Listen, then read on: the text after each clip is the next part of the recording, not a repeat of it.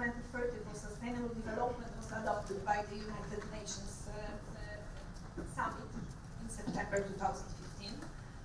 And I'm sure that everyone knows that 25 years ago, the UNEP GRID-Warsaw Center was established. And we are celebrating also our anniversary today. We are meeting in mid-September with a wonderful weather, summer weather, unbelievable weather. But this is good for us because we'll have a nice time, a nice party in the evening. But this is that's frightening also. I think that that's also frightens all of us. And this is what I read, that the planet just had its hottest 12 months on record and more. Warming is speeding up. There are many issues which are relating, and this is lots of implications which are related to that trend. So we are going to discuss what are the immediate implications, how to measure them, what type of data use, how to present it, how to distribute the knowledge, and how to really get people involved. That's one of there are several topics and several questions on which we would like to find the answer today. At the very beginning, I would really send my great thankfulness for all those who were involved in the organization of this conference, for their involvement, for their support. Thanks a lot to all colleagues from the United Nations Environment Programme. I would like to thank also the OECD, the UNECE, also friends from the MacArthur Foundation who supported us, and also to all our national and international partners. First of all, I would like to welcome and express my sincere gratitude to all of you who are participating and who took our invitation to come and to be with us today. But first of all, to Professor Jackie McLeod, UNEP Chief Scientist, also Director of the Division of Early Warning and Assessment, who came to us directly from Nairobi. And sometimes I like to say that you are my director, you are our director, I mean the GRID director, because GRID belongs to the Division of Early Warning and Assessment. And thank you so much, Jackie, for your presence, for our discussions, for the hot energy which you gave us, and that we can work in this network and be a part of the fantastic world. I'd like to thank Matthew Gillard, where is he? Matthew, our regional coordinator for Europe, who also thank a lot for the support, the same discussions, your inspirations which you gave us, and being with us today. Let me thank Mr. Minister Nesbrek for coming and being with us, Minister of Environment. Thank you to the Ambassador of Norway, who is also with us, Mr. Karsten Klepsvik. We have a very special relation with Norway. There is a sister organization located in Norway, GRID-Arendal, and we are also welcoming Peter, yes, Director of GRID-Arendal. Welcome also representatives of our embassies. I know that we have in-person ladies from the US Embassy, from France, from Danish, from Dutch, and also from, sorry if I put Morocco. Morocco is a host of our the climate conference, which we'll have this year in Morocco. I welcome also Vice Rector of the Technical University, Professor Rajmund Bacewicz, Harald Egerl, the head of the Carpathian Convention, our very close friend and partner in many projects. I'm really happy that you came and you are with us. I welcome Mr. Jacek Spyrka, President of the National Fund for Environmental Protection and Water Management. Is somewhere else. Also, Mr. President Olszewski, Vice President of Warsaw. I'm really glad to welcome all representatives of our partners who prepared this conference with us, the representation of the general manager of Coca-Cola, directors and managers from IKEA, Philips, Skanska, and Ball Foundation. It is my honor to welcome also directors of scientific institutes and, well, all of you. Thank you for coming. Thank you for being with us. Now, well, in the speech which I prepared, there are a few words about the content of the conference, but I think that we'll have a lot of time to discuss the content of the conference. So I would like to, right now, to thank, first of all, I would like to thank to those institutions who, thanks to whom we are today, and who were dedicated, they kindly dedicated, they gave us their financial support, because the conference couldn't be organized because the financial support of the National Fund for Environmental Protection and Water Management. But I also would like to thank all the institutional, our business partners like Coca-Cola, like IKEA, Philips, Skanska, and the Ball Foundation, but also to all the organizations who gave us other type of support, which is really important and valuable for all of us. So my great thanks to all our partners. I would like to wish you an interesting and really inspiring conference. I would like to encourage to stay in during and listen to the thematic sessions. After the first session, I will say also some will give you some organizational information. But most of the so this session and the closing session, in which we will host Minister Jerzy Kwieciński from the Ministry of Economic Development. He will say a few words about the relation of our strategy to the Sustainable Development Goals. Both will be here in this lecture hall. Now I would like to ask the host of this event, Professor Raimund Bacewicz, to say a few words, Vice Rector of the Warsaw Technical University. Thank you. Mrs. Chairwoman, Excellencies, distinguished guests, ladies and gentlemen, it is my true honor to welcome you to the Warsaw University of Technology. This special gathering, the gathering of science, business, academia, NGOs, international organization. So it's a very important event for our school, for our university. Welcome to all participants of the conference. It's good to have you with us. Let me say a few words about our university. We are the largest and probably the oldest university of technology in Poland. Last year we celebrated centenary of our university as a school with Polish as an instruction language. And now we have 37,000 of students studying in 20 faculties. Of course, environmental topics are quite intense, developed at our university at different faculties, Faculty of Environmental Engineering and Faculty of Geodesy and Cartography. The topics of the projects range from complex system to data gathering. I'm personally involved with a system of monitoring of forest and agriculture. We are developing some sustainable system of monitoring in real time. It is related to our UNEP Center of Advanced Material Technologies. So we are quite engaged in the environmental science. We recognize importance and tough challenges that environmental issues pose to us. We are in the building of Center of the Innovation and Technology Transfer Management. It is a new unit for us. It's already quite important unit in the innovation landscape of Warsaw. It supports our commercialization. It supports culture of innovation and entrepreneurship.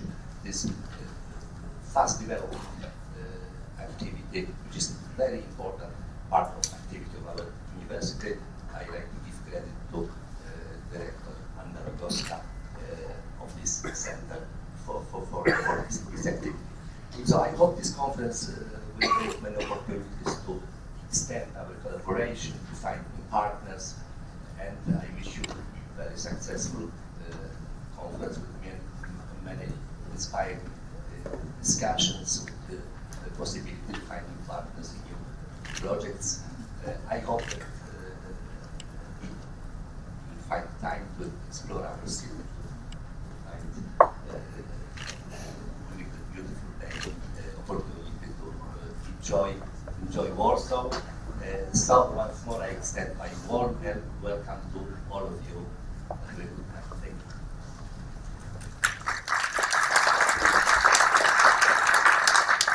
May I ask Mr. Sławomir Mazurek, Vice Minister of Environment, to say a few words. Thank you very much. Ladies and gentlemen, dear guests, I want to thank for the invitation for this conference. For me, it's a big honor to be here with you. Especially, I remember our discussion in Batumi, where a report was presented. It was a very nice time in Batumi, very long discussion about our SDG goals. I'm Polish clerk, and I try to say in Polish my short speech. Szanowni Państwo, raz jeszcze serdecznie dziękuję za zaproszenie. Mam nadzieję, że ta debata pomoże też nam w Ministerstwie Środowiska do tego, abyśmy lepiej i skuteczniej te cele zrównoważonego rozwoju realizowali. Dzisiaj o tych celach, które wpisują się tak mocno w plan rozwoju, odpowiedzialnego rozwoju ministra Morawieckiego, na pewno więcej powie pan minister Kwieciński. Tym, czym osobiście i sprawa, która jest najbliższa, to sprawa związana z circular economy. Chcemy, żeby to jest nasz priorytet i jesteśmy bardzo aktywni. W maju zorganizowaliśmy konferencję dotyczącą gospodarki obiegu zamkniętego jako szansy dla zrównoważonego rozwoju terenów zurbanizowanych. To właśnie tych terenów chcemy szczególnie adresować, tak jak i cele zrównoważonego rozwoju, tak jak i sprawy związane z gospodarką obiegu zamkniętego, aby wykorzystać taką potężną szansę i dźwignię rozwoju. Bardzo serdecznie dziękuję jeszcze Państwu owocnych takiego wręcz.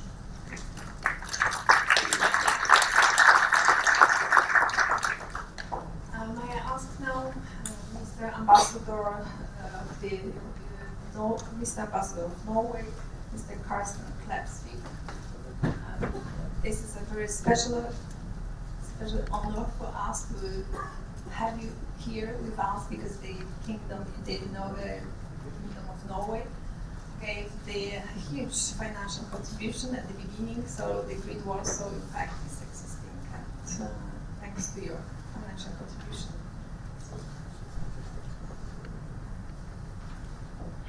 Thank you very much indeed for your kind words, Mr. Minister, Mr. Rector, Chief Scientist Shekli McDade, old friend of Norway also, ladies and gentlemen.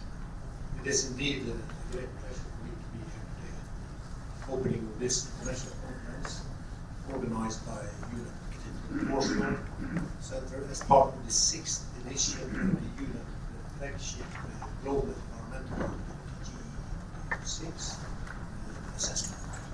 And I guess specifically, of course, you will focus on European region of this assessment.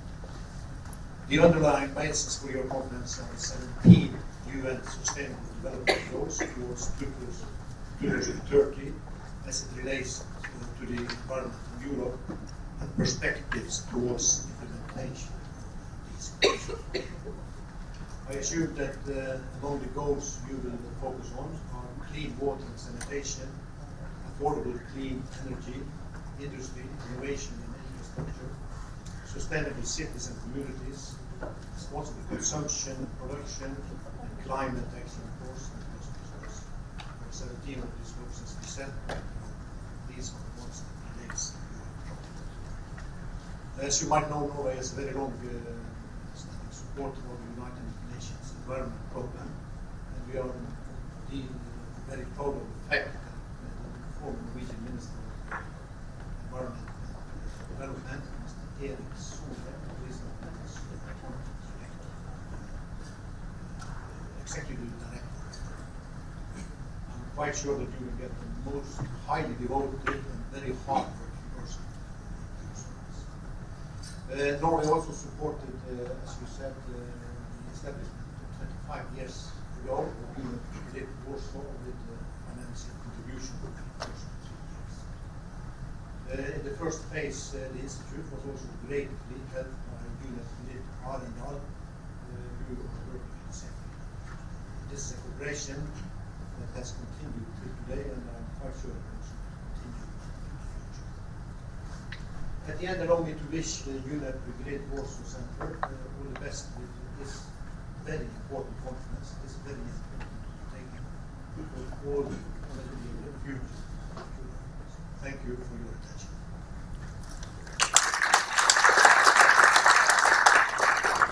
Thank you very much, Mr. Ambassador. May I welcome Vice President of Warsaw, Mr. Michał Olszewski, to our host, representing the city hosting this conference. Host City, good morning Warsaw, at the Technical University of Warsaw. For me, it's very personal. It's a pleasure to welcome you because I still remember that this building actually was somehow initiated also by me personally, together with the former rector, Mr. Kurnik. We had a plan to create here at the University of Warsaw such place which may help to discuss about many issues where science, business, and environment may link. On behalf of the Mayor of Warsaw, Hanna Górki-Żas, I want to welcome you to Warsaw as a city who did a lot in the last 10 years in the term of the environment.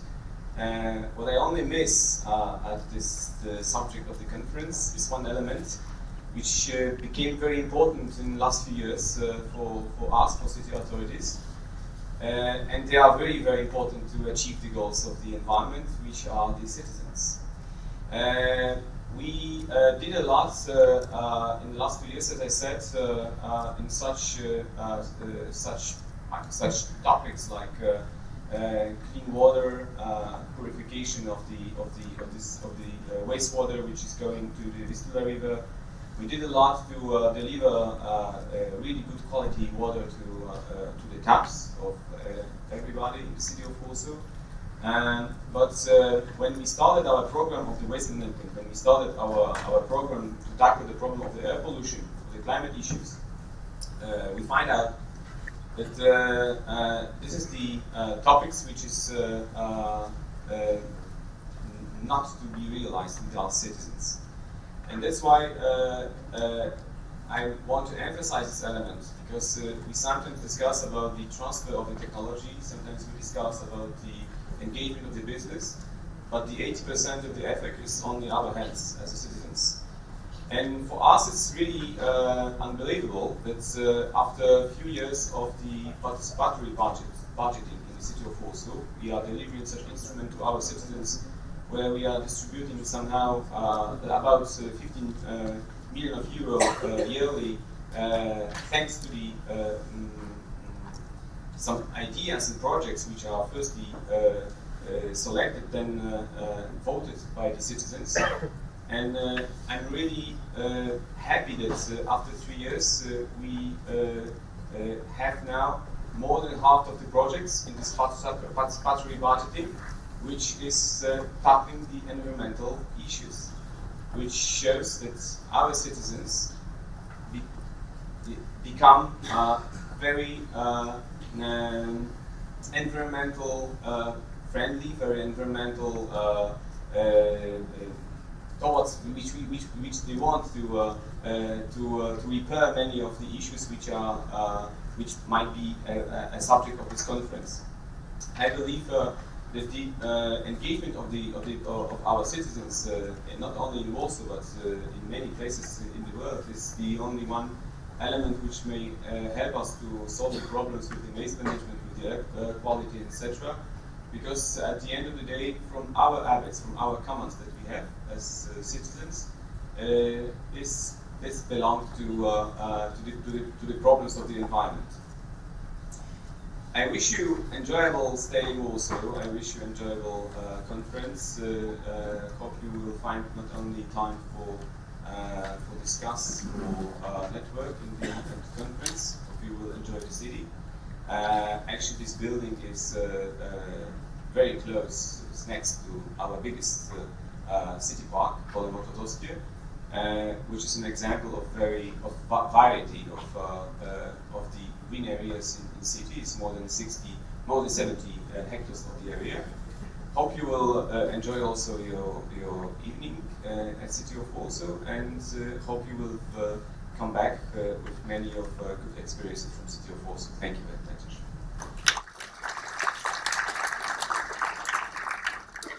Thank you, Mr. President. I can only say that everyone who was driving yesterday with me through the city was really delighted with how the city looks and the everything and the quality and the cleanliness of the city as well. But I do encourage you to stay today with us and enjoy the city tomorrow. Even in the evening, please be with us and then after that. So I'm closing the opening now, and before we start the plenary session, let us have a look at a short film presenting the beauty of Carpathian Mountains and the beauty of environment. That's a video which was produced by us within the project Carpathian Unite. Musisz mieć kartki widzowie. To się nie za pieniądze, bo tak się wie. Nadeptam. Idzie w górę i chodzą.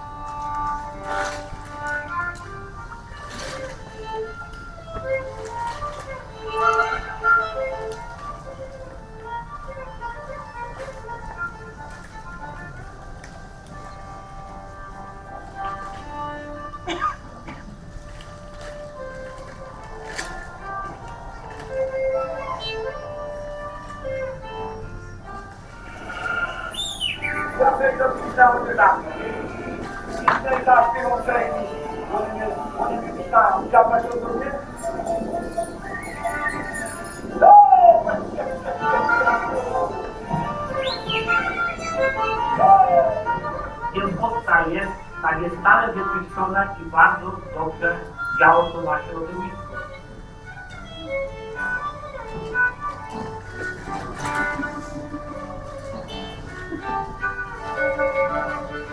Pracowanie na ten czas jest bardzo ważne, bo to jest schyłek tej tradycyjnej formy gospodarowania naturą. Jeżeli mówię, to tradycja góralska.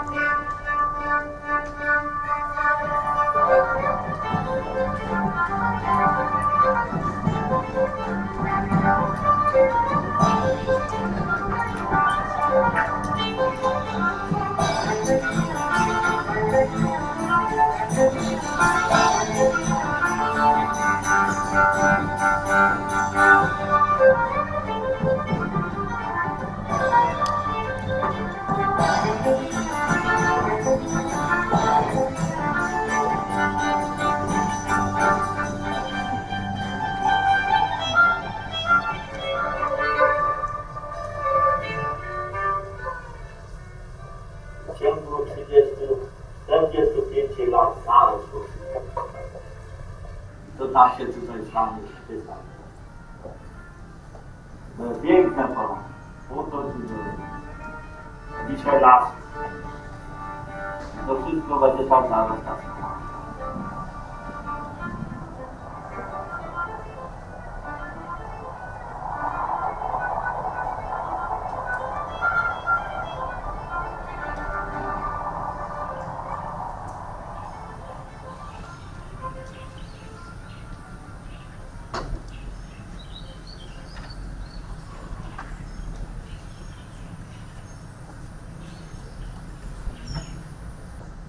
We welcome Mr. Matthew Below, who is the regional coordinator of Europe of the Division of Early Warning and Assessment, UNEP, and who will be the moderator of the first session. Matthew was the coordinator of the whole report, so that's the person who knows everything about the report, and I'm sure that he read it several times, not only one. Thank you very much, Maria. It gives me great pleasure to be here this morning. Can you hear me now? Yeah. It gives me great pleasure to be here this morning, and I'd like to actually thank Maria and the team at GRID-Warsaw for such a superb effort to pull this conference together. And it's great to see everybody here and how well attended it is. I'd just like to ask, can I have a show of hands for everybody that's working in the government or the public sector? You can see the hands going up there. International organizations? Very good. Academia? Very good. And the private sector and business? Very good. I'm sure some of those hands went up twice. So a warm welcome to you all, and I think today will be a great day. It will be a day to get involved, ask questions, learn from the experts that are here. We have an absolutely wonderful panel that have come to join us for this first session on science, business and environment.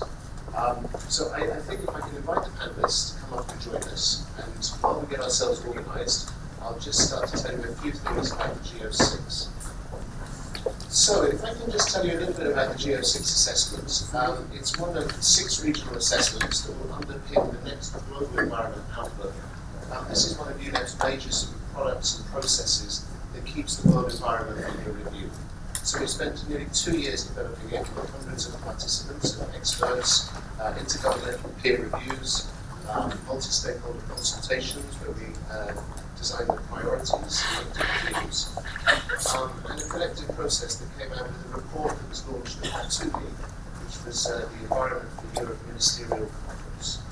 The other report I would like to mention is the GEO-6 Healthy Environment, Healthy People publication, which has been translated into Polish and is in front of you. And the correlation and the challenge that I would like to make is the GEO-6 Pan-European Assessment calls for urgent action. So our previous assessments were calling for action. Now we're calling for urgent action. But the scale of this action is very, very challenging. So globally, with 4 of the planetary boundaries and thresholds now having been passed, there is a need to really think about our systems, our transport systems, our agricultural systems, etc. And these are systemic problems. These are not easy to address. So with this sense of urgency, we have very difficult problems to address. Now, the Healthy Environment, Healthy People publication will tell you how the environment is impacting on people's health negatively. It calls for decarbonisation, detoxification, decoupling, and building ecosystem resilience. Again, very, very challenging things to do. So how, as a community, are we going to do this? Well, today in this plenary discussion, we'll look at some of the tools and technologies and some of the participants and the stakeholders that are required to actually make this happen. And I think I've been talking to the panelists since yesterday. I've seen some really exciting things. We're going to talk about from space to citizens on the ground. We're going to talk about highly complex information and how that manifests itself on mobile phones that can be used by everybody. We're going to talk about cutting-edge technologies. We're going to talk about participation in terms of big UN intergovernmental conferences, all the way through to social media and Facebook. So it gives you an idea of the extent of the opportunities ahead of us. But I think we really need these in order to act. We need to take these opportunities, we need to take technologies, we need to improve participation, and we need to have a whole of society approach. So in order to reach the Sustainable Development Goals, everybody is responsible. The wonderful thing about the Sustainable Development Goals are they are all universal. They mean as much for Poland as they do for Kenya. Everybody will benefit from achieving this policy framework, these overarching goals that were put together over many years with inputs from everybody. So I think in that light, I'm going to now pass over to Jacqueline McGlade, who is the UNEP's Chief Scientist and the Director of the Division of Early Warning and Assessment. Thank you, Jack. Is that one? Yes, that's working. Perfect. Great. Well, good morning, everybody. Great pleasure to be here. And what I'm going to try and do in the absence of audio visuals, or visuals, you get the audio but without the visual, is that I'm going to scamper through the report, and I'm going to try and give you a sense of not just the urgency, but the content that we're driving in terms of, what are the main messages and why are some of the priorities aligned well with the kind of policy implementation that we're going to talk about. So just give me 1 second, because clearly not a lot's happening here. Right, let's see if that's the right one. Yes, this is the right one. So I will try to do what I often have to do, even in the General Assembly, is describe what is on the slide so that you can then understand what I'm going to say. And we'll kind of go from there. And maybe at some stage a technician will run down here and, fix things. They were really beautiful slides, but anyway, never mind. Okay, so I don't even have a prop, which is otherwise known as the report. I can't even show you that. So it's a very nice report. It's very big. It's the biggest of all the regional assessments. So, okay. Well, yeah, right, now, but anyway, now we even seem to not really be moving anywhere here at all. Okay, right, so this is where I didn't learn my lines. And, right, the whole thing's frozen. Okay. Can we have a 5-minute break? I tell you what, right, whilst they're fixing this, turn to your neighbour, start fixing, turn to your neighbour, introduce yourself, and I will entertain you. I might as well do that. Okay, so here's the entertainment. So maybe you noticed that I'm wearing some slightly odd clothes, all right? So here's the entertainment. As you know, I'm actually duty stationed in Nairobi. And those of you who've been to Africa will probably recognize this. If you don't recognize this, you might recognize this as being part of the Maasai. So yes, I actually got married recently to the chief of the Maasai. And so it really comes home when we start to talk about sustainable development, because it's a part of the world where I now live, on weekends anyway, in a mud hut. I do. I built my own out of cow dung and clay, and roof made of grass and plastic and so forth. But in the building of a new village, because my husband became the new chief, we then created a new design for the 21st century. So this is what it looks like to live in the sustainable development of the 21st century if you're a Maasai. So you live in a house made of wood, tied together with mosquito nets. That's a sort of innovation to get mosquito nets into the fabric of the building. You have maybe 3 or 4 rooms, but the first thing you have is a clean cook stove. So first innovation. So as the ladies say to me, oh, we've got to move from analog to digital. Oh, dear. So we go to the clean cook stove. And a clean cook stove means that there's no smoke in the house. So as opposed to going and living in a house where you come out and you smell like you've been in a bonfire, you can go into these houses, and for the first time in their whole life, they're no longer sitting there with smoke and children with asthma and smoking. That's all gone. It's quite extraordinary. But these stoves are very fuel efficient. So for a handful of cow dung, you can cook for an hour. So that's really efficient, and it's free. So that's innovation number 1. Innovation number 2. So where do you get the water from? So you're in the middle of nowhere, okay? It's the 8th wonder of the universe. There are millions and millions of animals all around me. Where do you get the water? Oh, and is it clean? No, you've got to walk for 2 kilometers. You go to a river that's dirty, and then you put it on your head. Now, what you carry, because you don't want to do this too many times, is 20 kilos.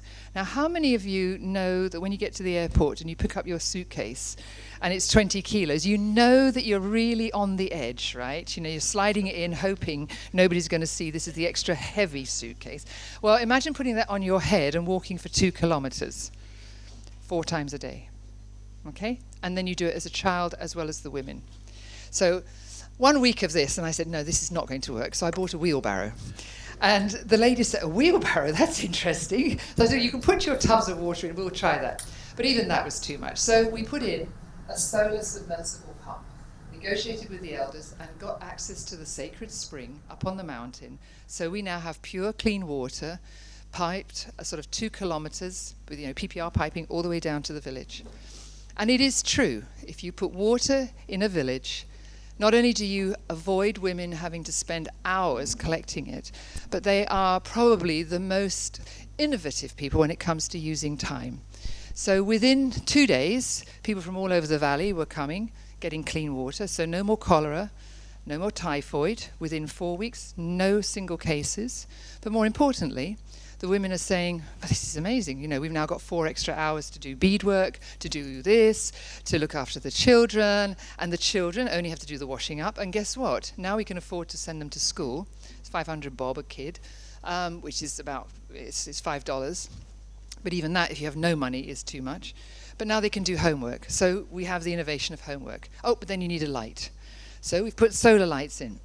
Now this is all really wonderful, however, and this is the end, if you're dealing with indigenous peoples, and particularly the Maasai, it's really interesting because they have never been taught about electricity and batteries and wires, and so for them it's utterly magic that you can stick something in a pond of water, and then about half an hour later water comes out 2 kilometers away.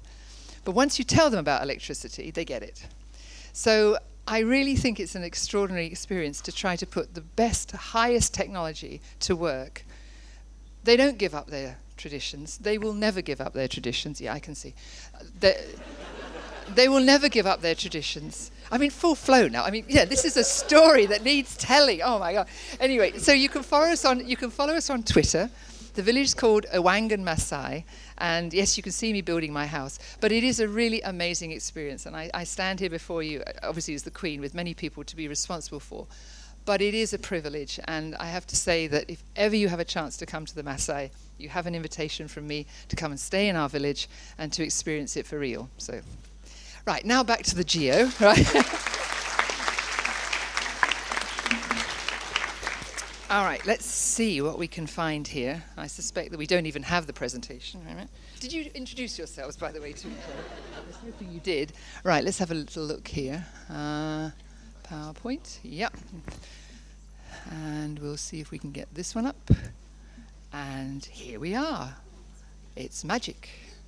Right, okay. Hang on, that's it. Okay, fine, good. Let's see if it works. So here we are, 25th anniversary. Right, those of you who have been involved in GEOs in the past may have realized how frustrating it is that when you really want to drill down and find out about what lies behind the stories and the analysis is access to data. And if there's anything that the GRID-Warsaw team are good at, it's gathering data, analyzing it, and essentially turning it to work. We've taken that to the global level and put all of the information that's in the thick report so that you can find it, and it's found in UNEP Live. And I'll come back to UNEP Live in a moment as to why it's critical to the dialogue we want to have. For those of you who are in the information business, we're rapidly seeing that citizen participation means that you have a lot of unstructured data. You have social media, you have a whole range of research projects which generate information, and so on and so forth. And making sense of that is probably the biggest challenge that we have, not only in the UN, but also amongst the colleagues who are trying to turn the public good into businesses, because you have to structure thinking and ideas in such a way that it can be useful. So we spend a lot of time thinking about how to do that and have developed systems that will extract knowledge and also then generate it so that it is useful to people. And this was an example working at the city level, saying, well, many cities are worried about air quality, but they need to know many things besides the data coming from an air quality unit. They need to know about people's behavior, about their travel plans, and so on and so forth. So bringing that all together is something that we're trying to do within the within UN environment. Now, going back to the report, it's made up of some fairly standard pieces and some new pieces. The regional priorities, for one, came out of a ministerial discussion which we've never really had the opportunity to have globally. So we had 6 of them. One here was in Istanbul. And in each part of the world, we held a similar structure, where people came, from the political sphere and from the ministries with a more sort of technical side, and said, well, what are our top priorities? Economics, where's the social issues, and how do we reflect that within the environmental dimension? And then the rest of it is really standard fodder for those of you who are in the business of doing assessments. So what were those regional priorities? Well, no surprises really. Climate change, air quality, biodiversity, how do we deal with chemicals and waste, how do we deal with fresh water, and then across the board, these ideas of how we're managing land and so forth. So at the highest level, really no problems. But if you look, for example, at the priorities from West Asia, the Middle East as you might better know it, of course it's conflict, and it's the impacts of displacement, and it's people moving. And if you put these 6 regional priorities together, you actually see that the borders connect to each other. So clearly, and we know that now, but not so much when we were writing these reports, the displacement features of West Asia, of course, are now affecting Europe. So this jigsaw puzzle is where we're going in the next stage, which is to take a view globally. What are the top priorities? And of course, the environmental dimension of displacement is rapidly becoming an iconic feature of all of our discussions. You know, we can see why people are on the move, and much of it has to do at the beginning with climate change. So when you put the whole thing together, the GEO points to the fact that many of us are still living in an unhealthy environment, and we need policies and transformation together with the Sustainable Development Goals to bring us into a different kind of experience where we're not exposed to chemicals and waste, and where air quality is something that we just simply don't worry about. And the root of it, of course, is about unsustainable production. It's about how we extract resources, how we recycle, but more importantly, the source of the extraction in the first place. And I heard an interesting phrase, I think, from our mayor from the city, sort of upcycling. Can you make better value out of some of our recycled goods? But you still have to ask the question in most of the world about the absolute level of access to resources and how much is extracted and at what environmental and social cost. So I would say that the European perspective is very different. It's very much one of utilization and efficiency. In many other parts of the world, it's about scarcity. Scarcity for the local populations, not necessarily for the exporting. So coming back to the GEO-6 for Europe, here are some kind of facts and figures, but I'm sure they're well known to all of you. You've got a lot of premature deaths because of air quality. We are seeing excessive flooding, and I know in Poland there's been many, many incidents. Surprisingly, we still have a lot of people in Europe who have no access to sanitation. Even when I was in my previous post as the head of the European Environment Agency, these figures used to stagger me because as there were these massive political changes, it exposed just how many people had no access to fresh water, literally to be able to turn a tap on. So we're talking millions of people who still don't have the benefits of strong infrastructure. We're losing land, and of course a number of our biodiversity important species are being affected. So let's scale up a little bit and see where this all hangs together. We had a very important meeting last year in Paris, as you know. Nationally determined contributions were discussed. And I think what we tend to forget as we proceed through these big environmental issues is that there is a national and a subnational story that has to be brought into the tale. So even if you're part of the European Union, and I know the State of the Union speech said, let's work together, let's really make synergies and make things stronger. It's very important from the financial and the environmental perspective that the regional and the national and the local picture, the diversity doesn't get lost. So we have to be clever and smart to understand what can scale and what can't, what has to actually be dealt with locally, and which things can have normative solutions that are perhaps agreed globally and also regionally. And climate change is one of those areas where you have every single layer that has to be represented in the conversation. And so we need to collect data, and we have to have knowledge at all these different layers. If you're sitting, as in this example, close to the sea and you are in a vulnerable state, it's not always about small island states which are underpopulated. We have a number of examples of cities that are literally sitting like this, marooned, so to speak. And how do you deal with that? It's not just about moving people on. It's about the very way in which we deal in a social and a democratic way with those kinds of displacements. And of course, Europe is facing a lot of that. But let me come to some of the hidden messages behind the environment. And that has to do with inequality. And it's inequality to access to a clean environment. In the past, we always used to consider a shortcut to establishing measures of absolute poverty by looking at the nighttime sky and looking at access to information, access to electricity, and so forth.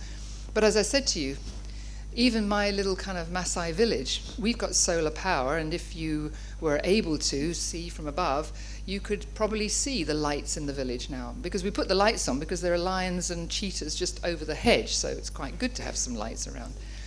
So using the pinpoints of light as a measure of poverty is really no longer a viable option. We have to do something else.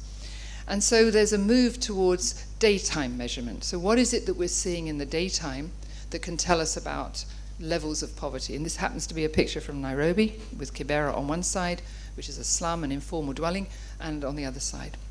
But again, you have to be careful because even informal settlements start to develop a structure if they're there for long enough. And again, you probably have read in the newspapers that we're dismantling a massive refugee camp on the border with Kenya and to the north, Dadaab. It's not a trivial thing to have to move millions of people out of informal settlements. So coming back to what is inequity, what is poverty, the very fabric of why we're doing our state of environment reporting, it's very important that we understand who, where, and what they're being who's being exposed to what. And I'll come to that because the final part of this is we can only move as fast with the environmental changes we need if we can make the access to knowledge affordable. Otherwise, people will just go out on opinions. So water quality. We still have many, many parts of Europe with poor water quality. It's a sad fact that even globally, you can say that a lot of wastewater is just pouring into the freshwater systems. What to do about it? Well, it's very clear that people who are drinking dirty water are doing it because they don't have an alternative. So you either have to educate, show people that there are ways to clean water, or you give them alternatives for cleaning, in other words, sort of local sand buckets and so forth. Or you go to the root of the whole problem, which is to look at how you pipe clean water into even rural areas. It's cheap and affordable, but it's have we got the skills and the ways to take that financial investment down to a local scale to actually deliver services. The same in fisheries and the same in all our resources. In the end, the solutions will have to be delivered locally, but it's important for the UN and certainly all the member states to have that global perspective, because without it, we will not have the political will to actually affect change in the local setting. And marine resources, as you very well know from the Baltic, are always at risk, and particularly at risk now because of climate change and the emergence of invasive alien species, as well as poor fishing methods. So we can look at some of the, I would say, the life forces across the planet and really document now that it is important even for Europe that the coral reefs are deteriorating, that the productivity is not what it used to be in many places, that we see areas of white, where essentially the coral reefs themselves are deteriorating because they're losing their symbiotic relationships with algae, simply over heat loss, but also because of poor water quality. And it does actually affect what happens here in Europe, and we can show that through trade flows. We can also show it through what's happening to the oceans as a whole. Global soils are being degraded. Here in Europe, there is a really big push, of course, about land use, careful land use management, and yet still, even in Europe, we can see that patterns of agriculture, and you saw it in the film for the Carpathians, we have to take care that the right kind of agriculture at the right scale is undertaken.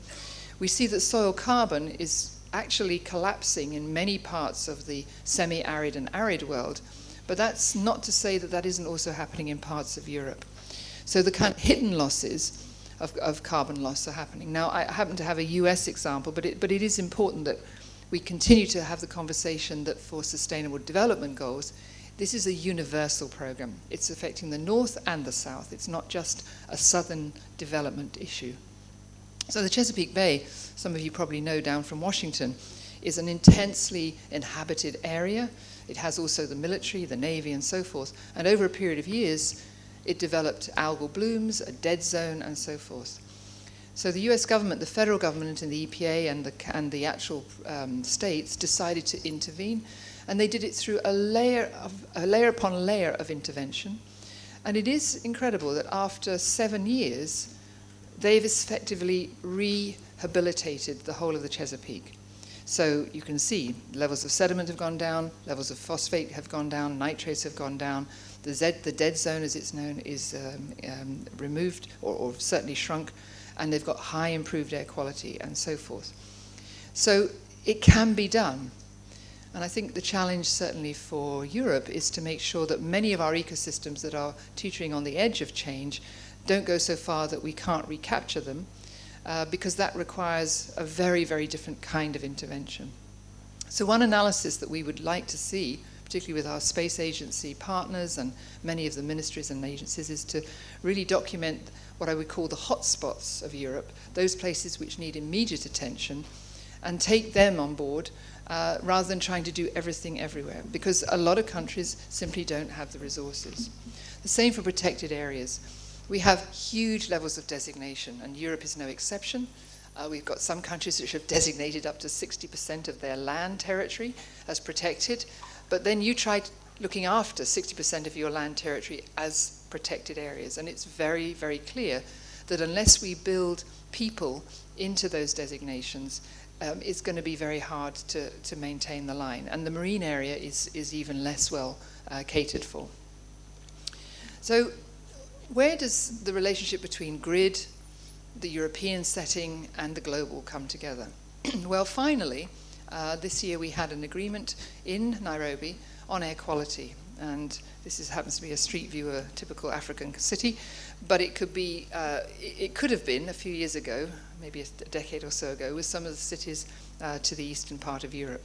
Fuel mixing, burning rubbish on the side of the road, a mixture of people not knowing the impacts of air quality on their health, and just essentially just poverty, making it such that people want to fuel mix to reduce the price.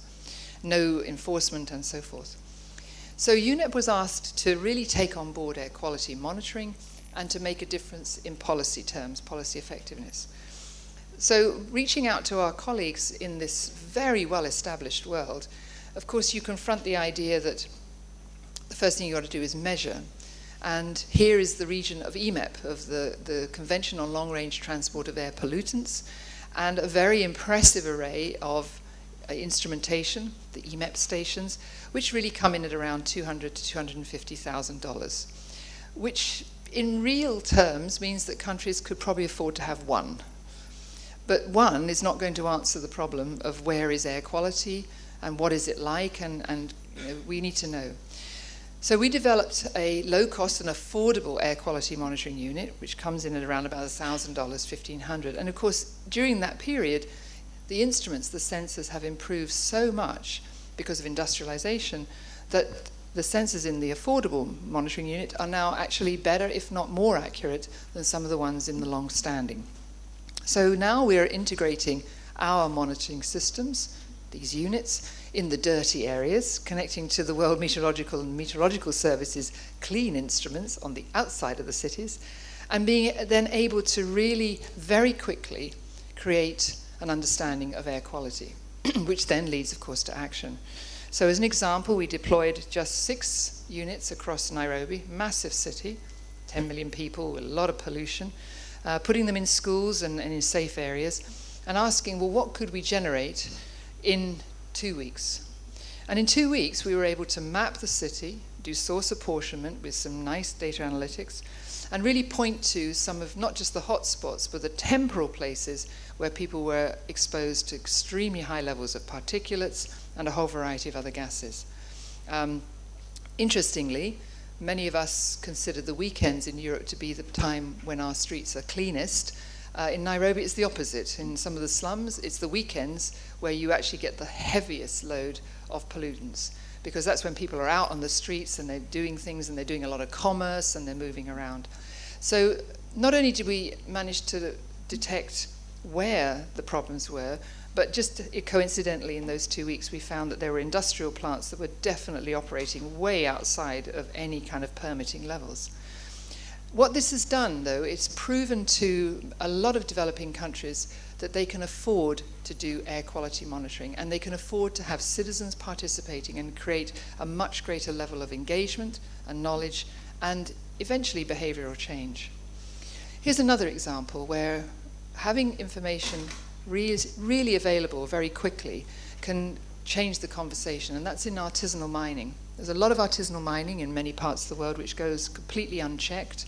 Here you can see the kind of damage that's created. So individual miners just simply digging into the surface, but then cleaning out the minerals. And of course you get this downstream massive effect of mercury, arsenic, which just kills off all the plants around them. Now, it's hard to detect from the ground, so you need to use aerial photography, you need to use space-based observations. And so we're rapidly trying to create services together with partners and a business model that will enable these kinds of problems to be detected and then, of course, for solutions to be discussed. So I think that we're sitting on the dawn of an amazing data revolution. The challenge is that the public good, the institutions like the UN, like the space agencies and others, who are very adept at generating the knowledge, have not genuinely found kind of the demand side to be well developed. So there are many countries who simply don't have the capacity or the understanding of how to use the data, and particularly in the Sustainable Development Goals. So one challenge is, can we create an entrepreneurial class of companies who will help us bridge the science policy and the utilization of what I would say is a gold mine, an enormous potential of data that is sitting there to be used. At the end, it's all about strengthening governance, and we have promoted, and certainly within Europe, the European Environment Agency has promoted open access as one of the fundamental drivers, not only to give access to citizens to knowledge, but also to drive innovation, because if you don't have access to knowledge and data and so forth, it's very difficult to derive products and services. In most cases, you need to strengthen governance, because the conversation that we often have, or I often have, is, oh no, we're not going to make our data open because if we do, there'll be riots on the street. No, okay, that's tricky. But gradually the conversation is changing because that doesn't happen. And at the end, it's not just about pluralistic governance, it is about participation. And if there's one thing that we're learning as we put together these assessments is you're never as good as having a room full of people who have multiple views on the same problem. So, you cannot put elites in a room and assume that they'll get the answer. We talk often in the past about evidence-based policy making. And what the network of chief scientific advisors around the world has moved towards is evidence-informed decision making, where you have other stakeholders in the room, not just citizen groups, but practitioners and so forth, because you genuinely need a lot of people, because our situation is so complex in many instances that you need to understand what those views are. Nevertheless, this is not a data-free discussion. So obviously if a group is represented, it needs to be underpinned by evidence.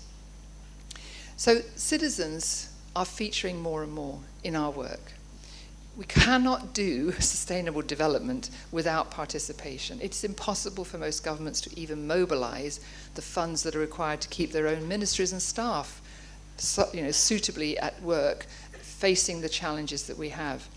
And so citizen science, I think, has arrived. It is coming into maturity on the basis of a number of projects that have been run, led, I have to say, very much by Europe. And I'm going to give you one example, which is a nice example because it's so easy to understand, but it has huge ramifications, and it's to do with mosquitoes. So many of you will have been watching the Olympic Games and knowing about the problems of the Zika virus and so forth. Well, the Zika virus is here in Europe, and the public health officials in the south, in the Mediterranean, have, of course, been deploying their normal way of working, which is these ovi traps. And the challenge is that particularly in drought areas. People water their plants, which means that actually there are little pools of water standing out on terraces, and therefore these are the breeding grounds for mosquitoes. But you can't go around to everybody's terrace, so you do a typical public health approach, which is you get the first detection, and then you work on a spread like that. That simply is not the way that these mosquitoes and the Zika virus is spreading. It is a completely different phenomenon. So a group of scientists, entomologists, have put together an app. I'll show it to you very quickly, but just look at the price difference. If you really want to detect the spread of diseases and many other things like pollutants, it's clear that we need a mobile workforce of many, many thousands, not just tens of people. So here's the app.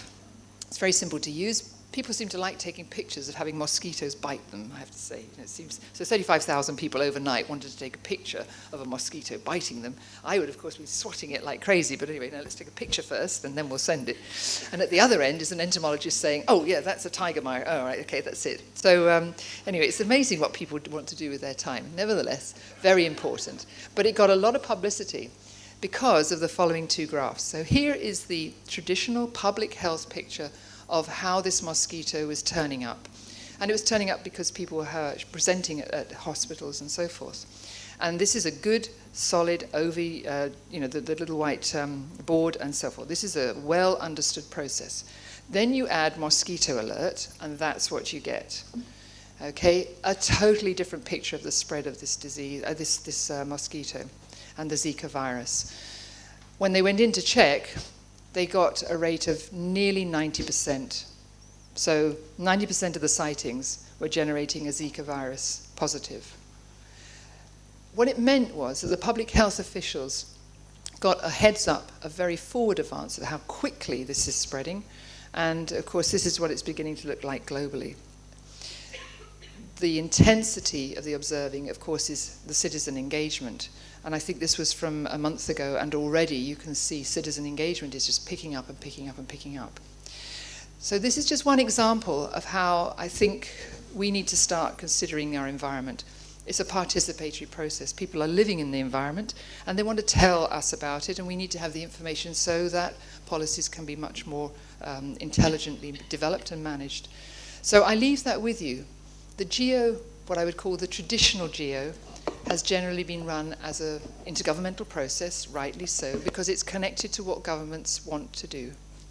But when we look at the data, and when we look at the information, and when we look at the priorities, it's absolutely a no-brainer that we have to involve people to help not only make our observations more rigorous, more pervasive, and in the end more affordable, but to really make sure that governments work with citizens to get the best outcome, particularly when it comes to sustainable development goals, which, as I'm sure all of you know, are probably the most complicated thing we're ever going to look at. This is just a picture from Spain from the spread of it and the objectives of this. So when we think about outlooks, would you want to be sitting in a room just with government officials, just with people who've got the responsibility? No. If we're talking about all of these issues, which are considered to be the things that we need now to look at, you'd want to have a lot of people involved in thinking about what the future can look like and could look like. And so I'm really delighted that we have the business community here alongside of academics and alongside of those who are in the civil service, both international and national, because it will take all of us to discuss what the future will look like. And that's, for me, the biggest message. GEO points to one of the most complex, complicated, future-looking process that we've ever had to run. And we're going to rely on reaching out to all of the communities, the stakeholders, to help inform the process in what I hope will be, in the next round, a truly transformative outlooks and foresight and horizon scanning process, so that we get the views and then we can assemble what is the right kind of advice and evidence that we want to put to the policymakers in the next UNEA, which is the Environment Assembly, either next year or in 2019. So that's where these are destined to go, and the regional assessment is just one of the big building blocks that go into that global assessment. So I hope you'll help us, I hope you'll participate and get your voice heard, and really make sure that it is a view that's held by many millions, rather than just a few. Thank you.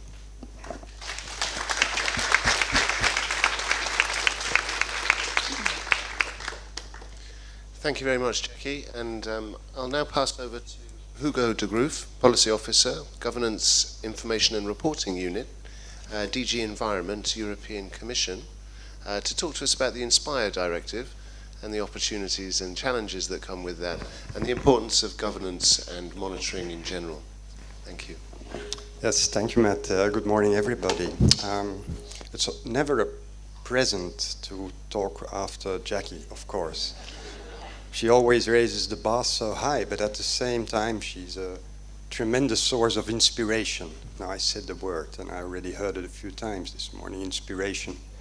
And Matt, indeed, you asked me to talk about INSPIRE, but let me pick up on Jackie's presentation about observation. If we think about the origin of observation, it was always for, call it, economic purposes.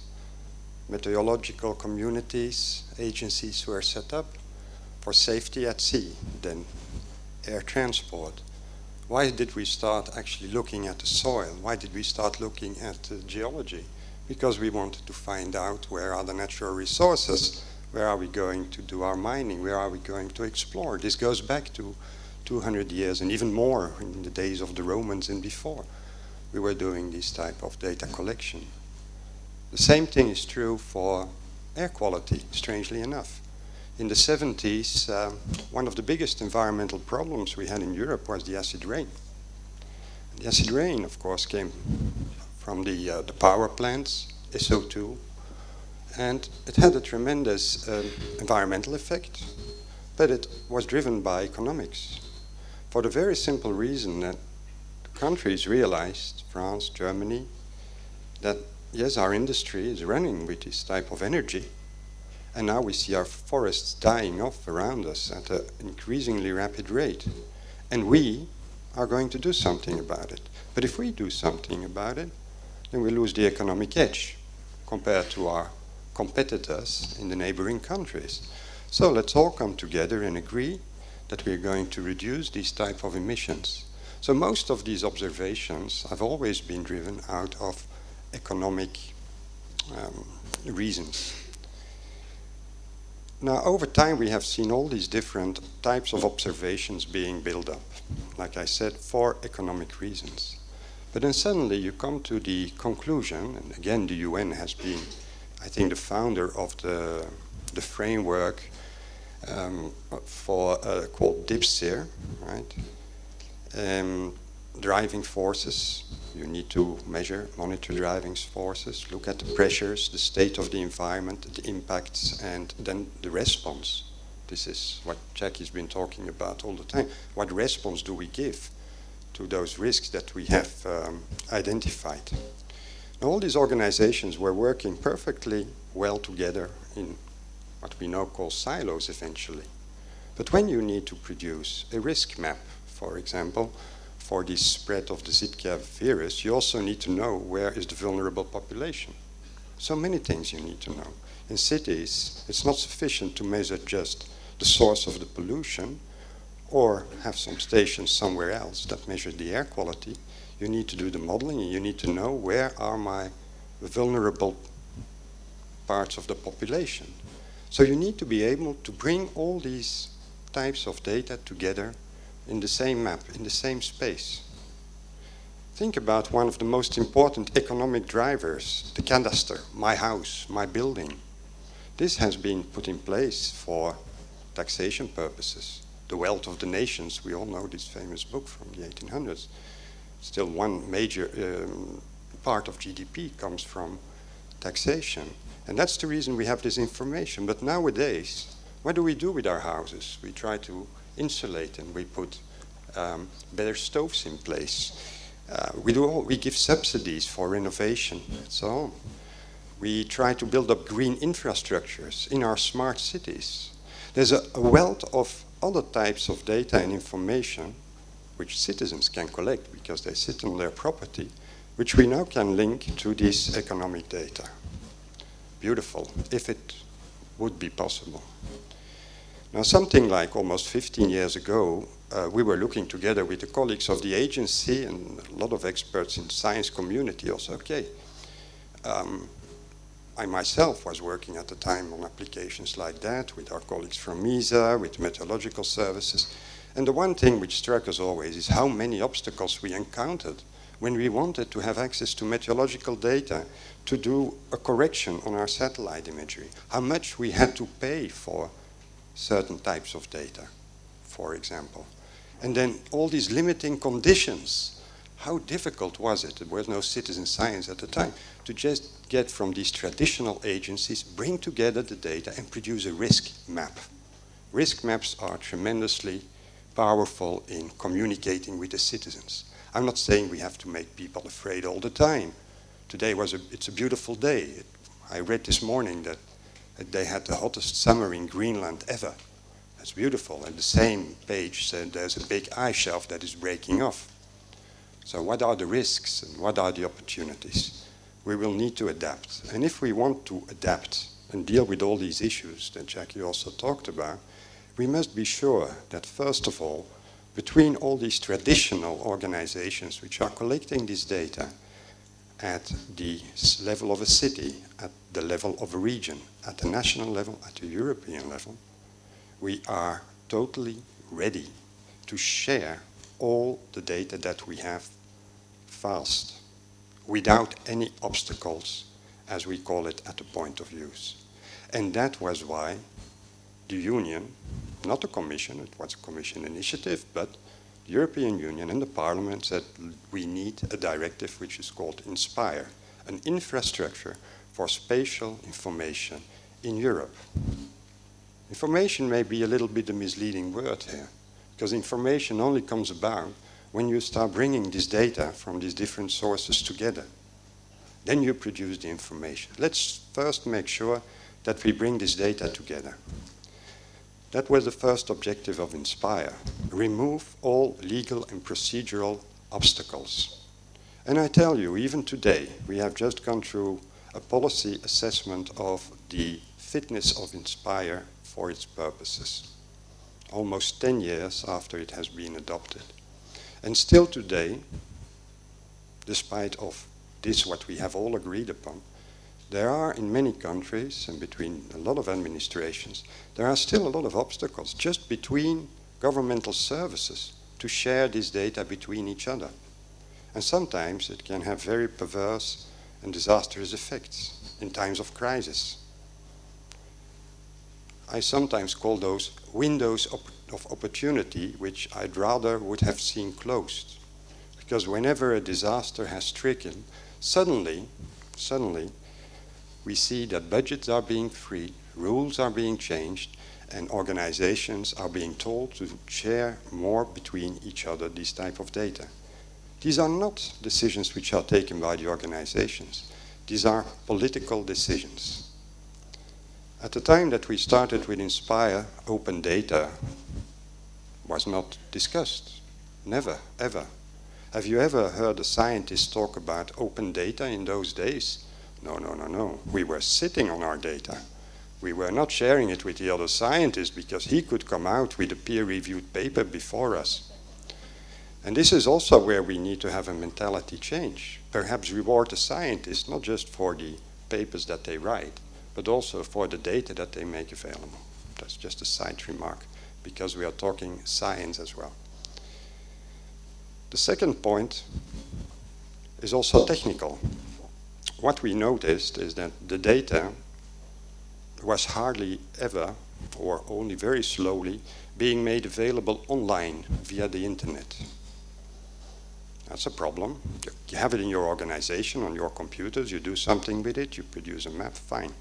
But you need to make sure. So the next thing was, let's agree that you document your data with agreed content. Oh yes, and if you do that, please follow international standards for this documentation. That's the second step. The third step, obviously, once you have your data and it's nicely documented under your computer, you're going to publish it. And thanks to the internet, all that is possible. But then you need to make sure that these type of services to find data, to view it and to download it, that they also have a certain degree of standardization. And the most important thing is when you do that, please identify the data which is most relevant for your problems. start from the problem of floods, start from the problem of air quality and people, and think about what kind of data you would need to characterize the risk up to the highest reliability possible. And then the fourth thing that Inspire wanted to do at the time, good, we all collected data, we label it differently, we put it in different structures in our databases, and of course when we assess the situation, you find out that for somebody who wants to bring it together and produce a nice risk map, he spends 20%, 30% of the budget of his project on trying to harmonize the data. I'm not even talking about harmonizing the content of the data, just restructuring it. So where do we stand now, almost 10 years after a series of measures were adopted in the European Union to remove these obstacles, to publish the data, put in the services online? For many, also for Jackie and the agency, since they stood at the cradle of this initiative, it has been a frustrating period because you don't see things moving that fast. I always compare it with, I promised to my kid a big crate which will be full of little Lego blocks and he can start building. And the kid comes back after a week at school and he says, "Where's my crate?" And you have 3 Lego blocks.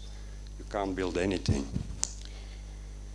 So it has been very important over time to monitor the progress that was made in the member states, in the different regions also, in identifying the data sets which are needed to work on these risk assessments. And even today, we have seen that for various reasons, priorities were given on this type of data, on that type of data, on this or that. So we have now in our box more blocks, significantly more blocks. For example, in 2007, the survey that we did, we could find something like 1,700 data sets. Now, only through what has been reported by the member states, and it's still only a fraction of what is really available, there are more than 80,000 data sets recorded. In terms of services, we've seen over the last years a huge increase of services, luckily. But we are still far from there. And it's amazing how much time it takes, Jackie, to change the political priority to make this sharing of data and the infrastructure that is needed a high priority. Because all the assessments, all the information that we need to produce the knowledge, to take wise decisions, depends first of all on our willingness to share the data. At the time of Inspire, and then I'm going to close, Matt, citizen science and observatories were not there. Although we all observed, but we had no ways of communicating that. The situation has changed dramatically.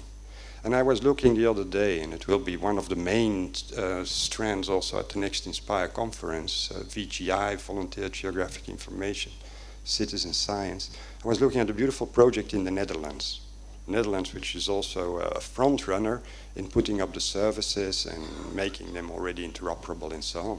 And they have these beautiful citizen science projects in cities where small emission kits are being placed around by these networks of citizens. And the beauty of it is that they follow the same standards, service standards, as for Inspire. And it becomes so easy now. And that's what they're doing in the Netherlands. They are confronting their official data, like you did with the Zika virus, with the citizen science data on the same map. And it opens a completely different platform for participation to governance, on transparency, all the things we want to achieve through good governance. And we cannot be blind or continue to be blind for these opportunities. We know that. And we need to work together to work at least in the same spatial reference, agree on certain standards, and most of all, agree that we want to share the data between each other. Thank you, Matt.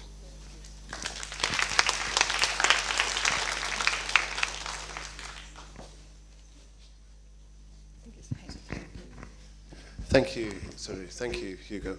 I'm going to sort of push forward with the speakers in the interest of time and to allow you all to get some questions in before the end of this session. So Next, I'll introduce Henk Scholten, our Scientific Director at the Spin Lab, Department of Spatial Economics of VU Amsterdam, and also the CEO of GEO-Dan. Now, just before you start, Henk, I know Henk is good at his job because this morning he was tracking a telephone in a taxi from another taxi with an iPad on his way to come and join us for the panel session. So when it comes to geographical information systems, data, I think you're a success. Over to you, Henk. Thank you very much. Indeed, it was a pleasure to recognize Warsaw in a different way. Because I had a wonderful driver, he is now the technician. At that moment he was the driver, and we had to follow the taxi with my phone because I was rather nervous to be here and to speak to you, so I forgot my telephone. And it's so nice that technology is working. So we had the latest map of Warsaw. We had every minute connection, and at a certain moment we decided to every 5 seconds connection. We found the cab, and the driver was telling that he had not found anything, but we were sure that it was in the cab. And the same colleague convinced the driver that he had to open the bag and to give the telephone to me, to us. So that was a wonderful experience to see Warsaw from that perspective. At the same moment, it's a lesson learned. Because what I think is the most important thing is, of course, we need policy. We need a vision, but we also need people. And we saw the example of Spain. And Hugo was, this is the first time in my life that Hugo was so positive about the Netherlands. So there must be a reason for that, Hugo.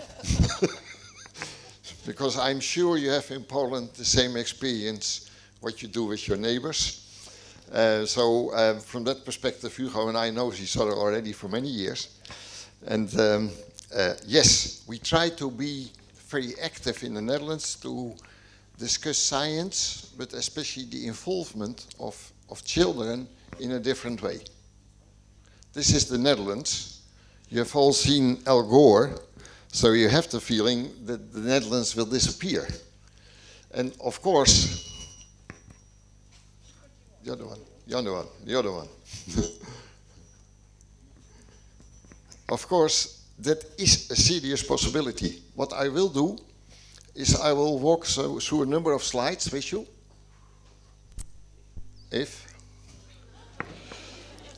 The good thing I just learned from Jackie, don't become even more nervous, just go on. What we have as a problem in the Netherlands is that the climate is changing.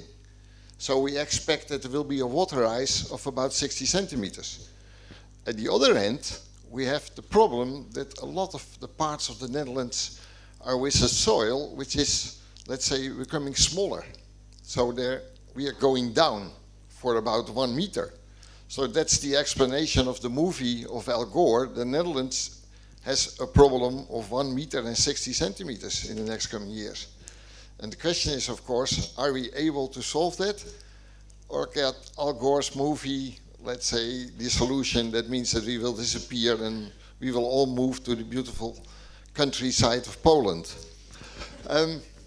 I'm convinced that we will survive. And I'm convinced that we have to come with scenarios. I'm convinced that there is not one piece of science who will solve that.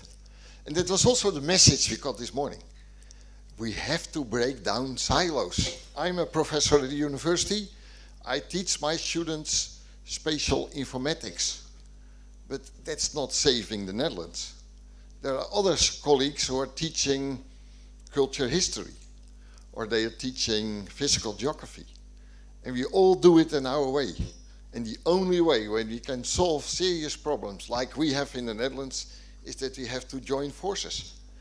And that we have to explain each other that we have to cooperate, that we have to share data. But at the same moment we have to do it with the government because they have to provide us with the data. And when you work in a municipality, it sounds perhaps a little bit awkward, but you have the same problem. Because you also have built up your silos. you also have your different departments with their own data, which they are not sharing. At least that's in the Netherlands. It's also in Belgium, and I'm convinced it's also in Poland. So the question is, can we give examples in which we demonstrate that we can cooperate? And how do we do that? Not by talking about it, but by doing it. And the good news is that the presentation is there and that my time is over.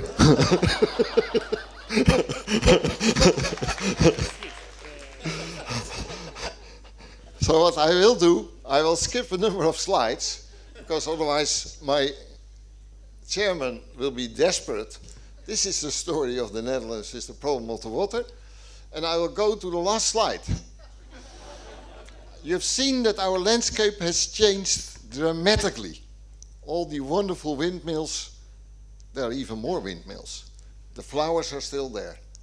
I will talk to you in another moment about that concept of geo-design, because there are still people talking about GIS and geo.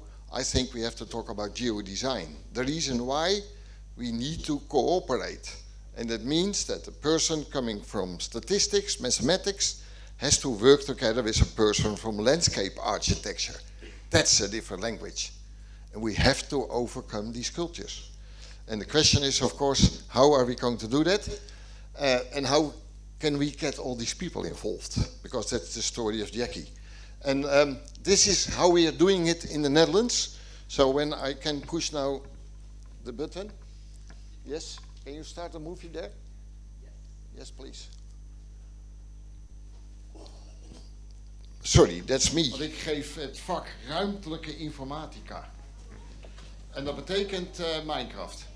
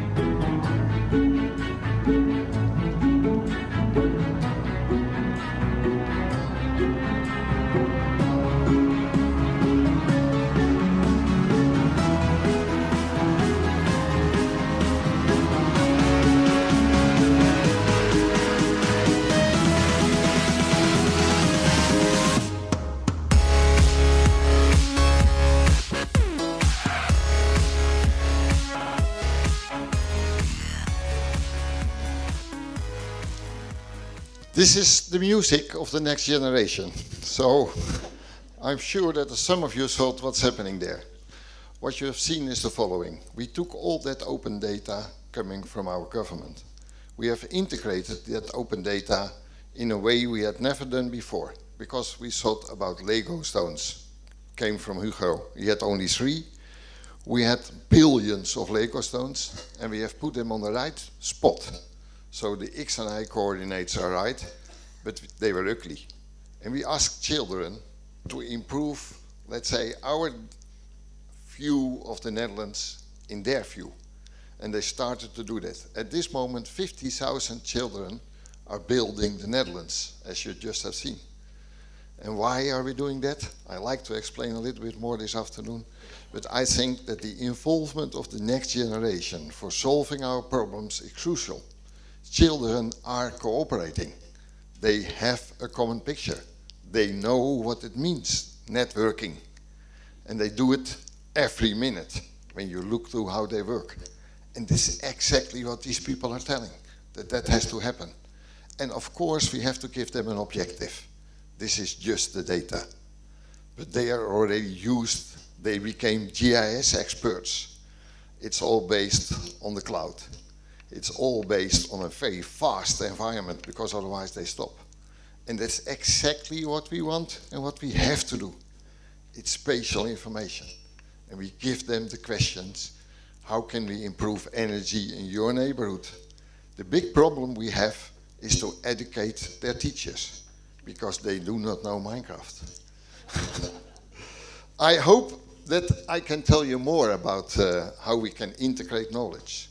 I hope that we are able to cooperate with all of us, not just today, but also tomorrow. And I've seen that an important part of all that is that next generation. And they do not talk about our problems in the way they think we have to solve them. So I think that this is also citizen science, citizens' involvement, and I'm more than happy to discuss with Warsaw or whatever city in Poland how we can involve your children in developing their country in a better way than you did. Thank you very much. Thank you. So we started in the Masai Mara, we've been to the Netherlands, we've been to Legoland, we've also been into the virtual world of Minecraft. So it makes sense we go to outer space next. If I can introduce Simonetta Shelley, Head of the Coordination Office, Directorate of Earth Observation Programs at the European Space Agency. Welcome. Thank you, Matt. Maybe we could put up my presentation. Good morning to everybody. And thank you to UNEP GRID-Warsaw, particularly, and congratulations for the celebration of 25 years. I'm happy to be back in Poland after about 20 years. And I would like to say a word. I mean, I was here last time. Poland was not member of the European Space Agency. Today I'm back after many years. And it's just a milestone, very important one in the collaboration. Today Poland is also a member of the European Space Agency. We're very happy to be here. We talked a lot this morning about societal challenges. We started with a very inspiring presentation from Jackie. And I think today, I'd like just to mention very briefly, you found it? No, it's not this one. We mentioned very briefly which are these societal challenges. Some of those are, of course, the management of risk and disasters, the need to give food to everybody. In the coming years, we'll pass from 7 billion people to 9 billion people. So we have to find ways to manage better our natural resources. Last but not least, of course, we have the present trends in the IT technology, in the development of such technology. And we heard from the last speaker what we need to do and how we need to look at the future for that. Basically, last but not least, the climate change issue. We mentioned the COP21, the successful agreement among the parties, and I'd like to tell you very, very briefly what space can do for all of that. So in ESA, in the European Space Agency, in the European scenario, we're working very much on the science side of things, on the research side of things. ESA is in fact building, launching and operating satellites. And what do these satellites do for the environment? How they contribute to the GEO-6, where they actually mentioned, and I'd like to thank UNEP for that. Basically, we have today a huge family of satellites. You see here how many they are. There are lots of those satellites up and running in the meteorological field, in the field of scientific missions, studying different aspects of the environment. Some of those satellites that ESA has launched look at the cryosphere, some look at the soil moistures, others look at the atmosphere. And we have a Copernicus program, very successful example of European cooperation, which is a program that is meant to support users, real users in the field of environment and security, providing them with data on a long period of time to support their needs. This Copernicus program, the satellites built in that context are those in the middle, the blue line.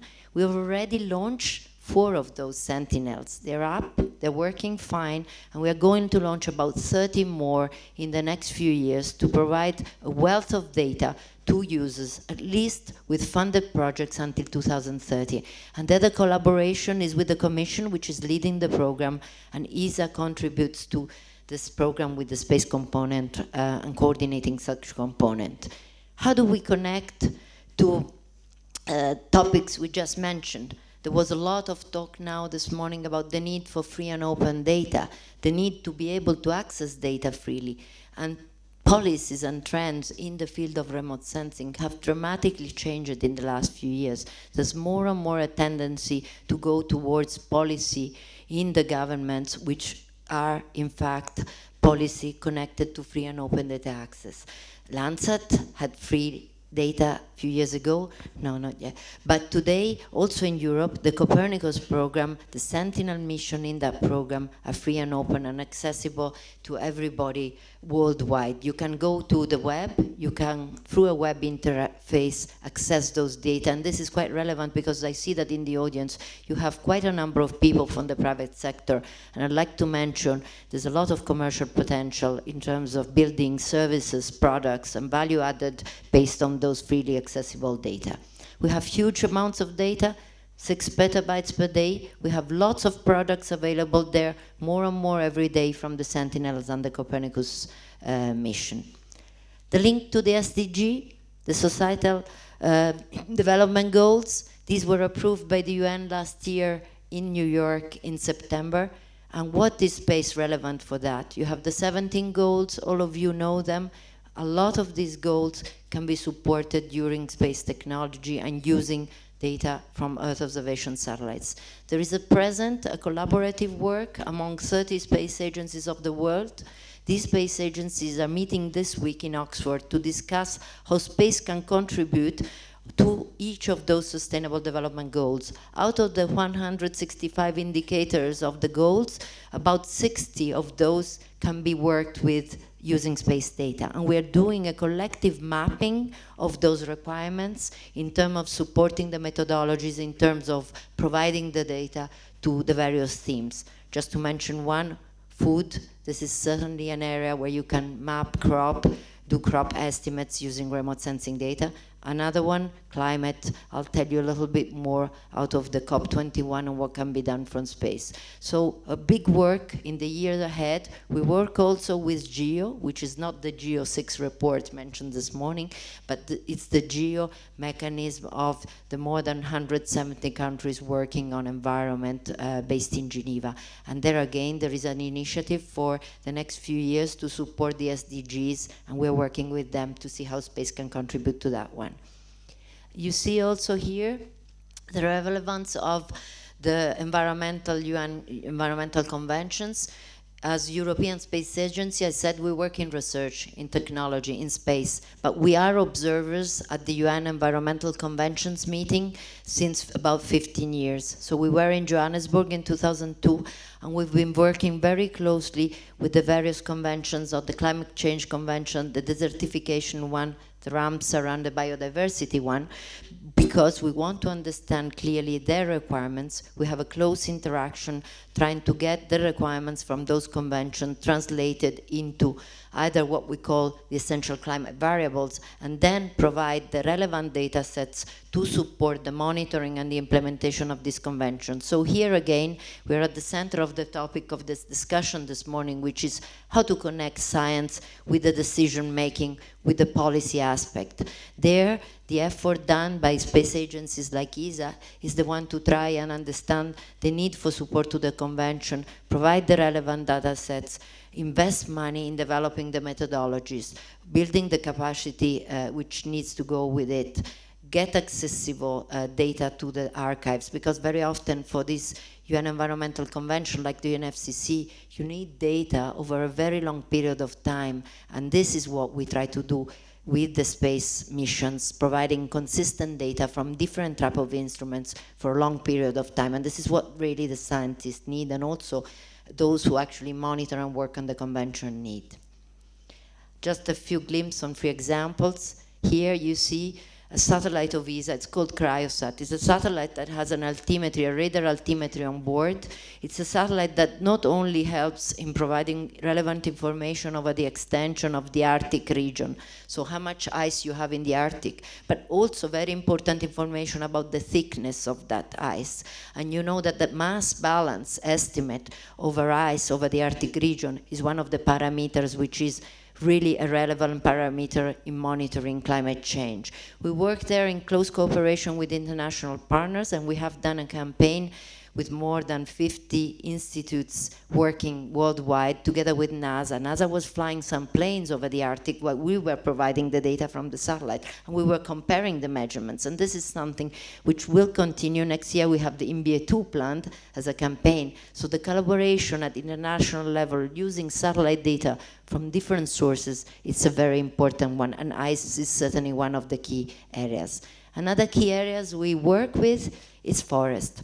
Forest not only is part of one of the SDG, land is certainly one of those of the SDG, but we've been working in support in Europe with many countries of the European Union to the forest monitoring activity. We had a close collaboration with Jackie. I know her since a long time, since she was director of VEA, on basically the reports that the EA was producing. We've worked with the voluntary mechanism of a number of European countries in support to the Kyoto Protocol implementation, where they were providing reporting, but based on satellite data. I mentioned Finland here just as one example of those. And we are supporting basically with the provision of the forest coverage, but you can also see the percentage of the land area, you can also see deforestation, you can also see, luckily, reforestation on some areas. And instruments like the radar one on board our satellites are very useful when you want to look at areas, for example, like the equatorial area, which is often covered by clouds. We work on Gabon, we work on a lot of countries in the equatorial area monitoring forests. Finally, last example, agriculture monitoring. More and more, we have to make sure everybody has food, and this is not so easy. We work with FAO, we work with the relevant authorities in Europe, as we're in a European conference. Eurostat uses to integrate into its monthly statistics data from satellites, not only optical satellites, but also radar satellites for covered cloudy regions. I think of Ireland, I think of Portugal, and we started this with Hugo many years ago when he was working at GRC. What can you do with satellites? You can monitor crop, you can do land classification, and by the way, we use the reference land classification of FAO as the one when we work on crops, and you can also look at humid areas, you can make crop estimates according to what is the situation over the land. You can do many, many things, but this gives you an idea what satellite can provide. So very useful information for Europe, but also for developing countries. We talk a lot about technology. I think Matt said that one of the challenges is also to work with the boundary conditions that we have today, which is more data, big volumes of data to be managed, handled, processed, like you, Professor, just said. Also, the need of going to cloud system. We don't want to physically sit on the data. We don't want to have just one station acquiring the data. We want everybody to be accessing the data in a science collaboration mode, in a mode that can actually guarantee that there is an exploitation by as many communities as possible. I'm thinking here the normal citizen, the private person, the scientific community, but also the decision makers. So ESA is really working very closely with the Commission, but also with other partners at national level in Europe to try and build all infrastructures which are relevant to promote the use of those data that we have. We have a wealth of data, and we're developing what we call thematic exploitation platform. So we try to go towards the users. We try to make sure that everybody in an easy way, not just knowing if you get the data from satellite X or Y gets it, but just people who know they want to work on the Arctic, on the Mediterranean region, on the Carpathian area, they can know and find the data they need easily accessible towards interfaces. That's part of our effort today. I cannot go much more into depth into that one, but I'd like to close with the last slide. The last slide shows you that we're also trying to do stimulating activities towards the scientific community in a collaborative mode. We work together with the Horizon 2020 program of the European Commission. We try to promote scientific networks, group of people accessing the data, training opportunities, and of course also, last but not least, competition to youngsters, because it's important that the future generation not only are aware about the potential of space, the potential of remote sensing data, but they actually start and use them and put hands on. Thank you very much, and I'm available for questions.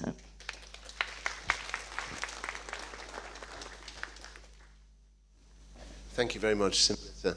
And now to pass over to Gunther Pichler, Business Development Manager, EU Affairs at ESRI. And I think the open data is a nice segue into this presentation. We are dealing a lot with technology today. Let me start with a little movie showing a scene from our ESRI International User Conference in San Diego this year. Last week of June, we had about 16,500 people from almost 140 countries. And in the exhibition area, we had a special booth on the SDGs together with some large NGOs. And as you can see, it was very, very well attended. But that's just for the beginning. What I really want to show to you is how can the SDGs actually be something like an accountability framework for the nervous system for our planet. I mean, we have several applications that our users are dealing with. One is, for instance, a solar potential or windmills in the Philippines, or sea level rise, or here, for instance, noise mapping in Switzerland, or the position of wind farms in Bavaria and Germany. So monitoring the SDGs in the first place looks like a mission impossible. And as we have heard, we are definitely not lacking data. Actually, we have an abundance of data. I mean, Simonetta just mentioned something like 6 petabytes a day, and Hank mentioned millions of Lego blocks, so to speak. So how to bring these bits and pieces together, aggregate the relevant parts, turn those data into useful information products, resulting in knowledge, which in turn is the basis for better governments and better decision making. So when you look at just some DGs like sustainable cities and communities, or life below water, or climate action, how do we do this? How do we get a grab on all this abundance of data? When you look at the Sustainable Development Goals, what we have implemented is what we call an open SDG engagement platform, which basically brings all these pieces together, including dashboards, narratives, open APIs, but also dedicated applications. So let's go to the dashboards. All this is open source, so you can access this one on GitHub. And when you look, for instance, at samples, let's go to clean water and sanitation. It takes the first time a little longer to load. All this is live from the cloud. So you can see here the SDGs. You can see here the targets with the respective indicators.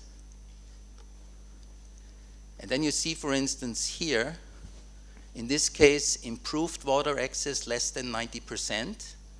Now you see the example of Mauritania. In 1990, it was 29.1%. In 2014, at least 57.9%. So a significant improvement.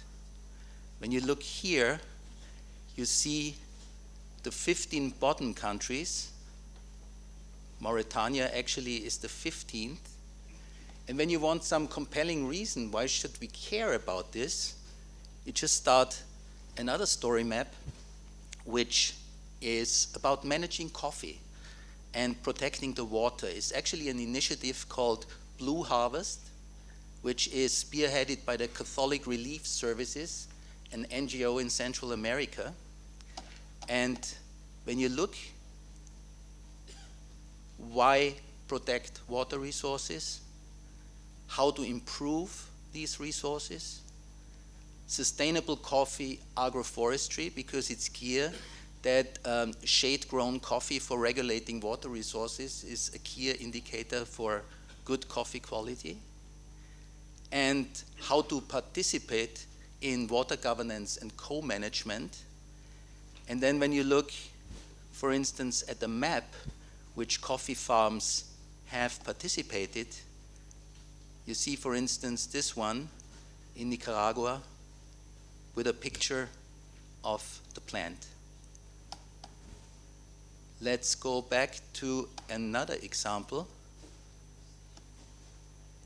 Let's go to sustainable cities and communities. Again, you have your targets with indicators. And if you look, for instance, it doesn't really show. Let me go back again. Let's go to another one. Life below water is also a good example. I don't know why the samples are not showing now. Let me restart the whole thing. Open data.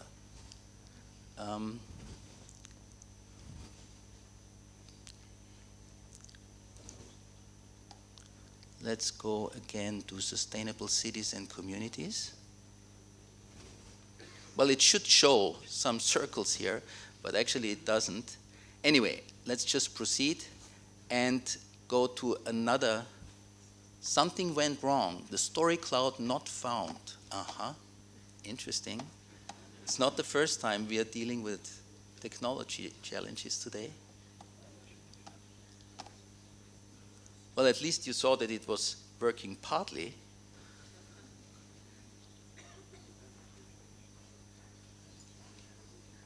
Enter.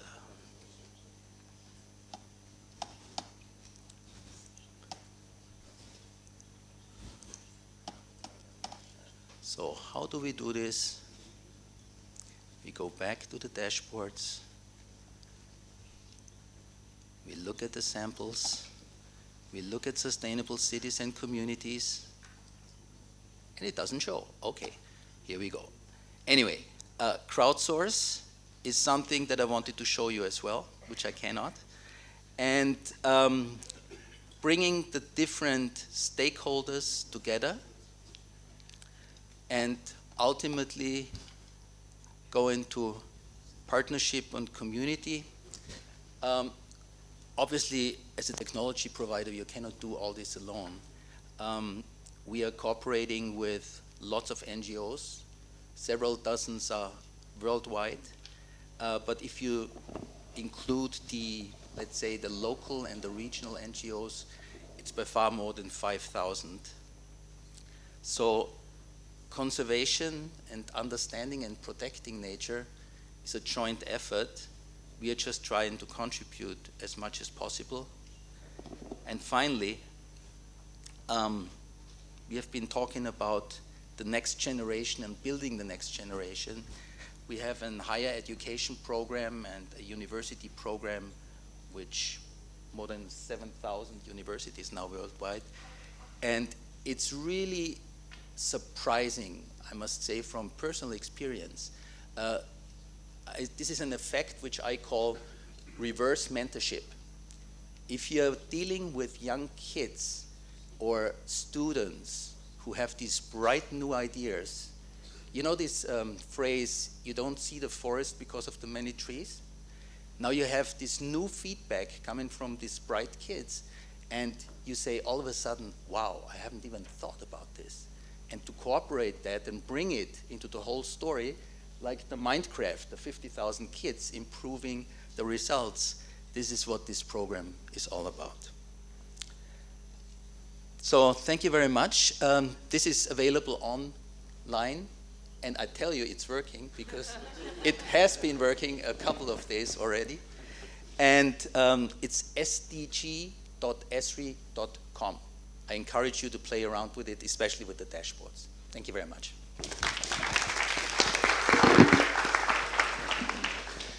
Thank you very much, Günther. So it seems that we've overstretched our time allocation.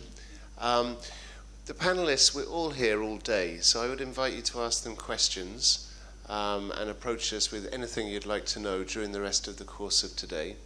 And as for the session, I've learnt a lot, as I always do. It's been inspiring, the videos, the images, the technology, while talking about technology, the journey from around the world, from Africa through Europe, all here in Poland with a wonderful audience. So thank you very much. I hope you've enjoyed it. Thank you.